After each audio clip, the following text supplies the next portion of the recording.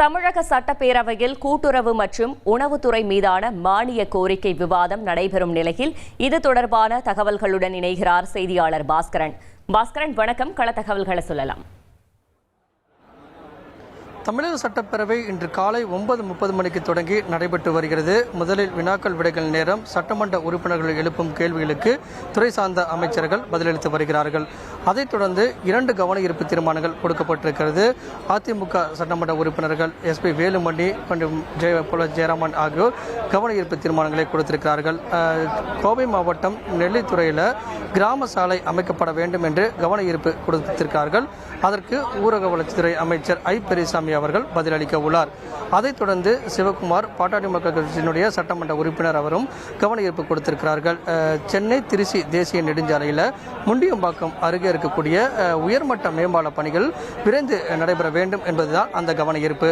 அதற்கு பொதுப்பணித்துறை அமைச்சர் வேலு அவர்கள் பதிலளிக்கிறார்கள்.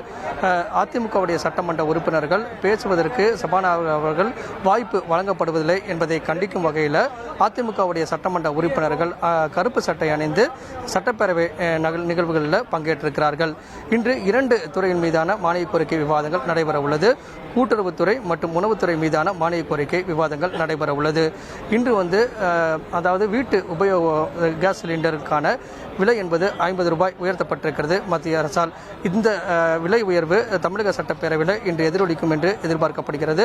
அதே நேரத்தில் 2 துறை மீதான மானிய கோரிக்கை விவாதத்தில் சட்டமன்ற உறுப்பினர்கள் பேசுவார்கள். அதைத் தொடர்ந்து கூட்டுறவுத்துறை மீதான மானிய கோரிக்கை விவாதங்களுக்கு கூட்டுறவுத்துறை அமைச்சர் பெரியகருப்பன் அவர்கள் பதிலளிக்க உள்ளார்.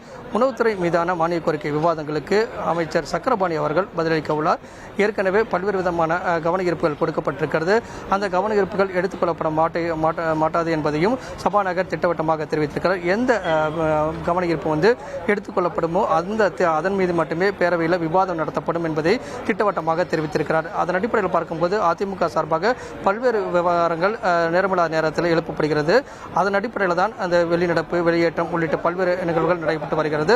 அந்த வகையில் நேற்று 13 அதிமுகவுடைய சட்டமன்ற உறுப்பினர்கள் பதாகைகள் காட்டியதன் காரணமாக ஒரு நாள் சஸ்பெண்ட் செய்யப்பட்டு இன்று பேரவை நடவடிக்கையில் பங்கேற்பதற்கான அனுமதியை சபாநாயகர் கொடுத்திருக்கிறார்.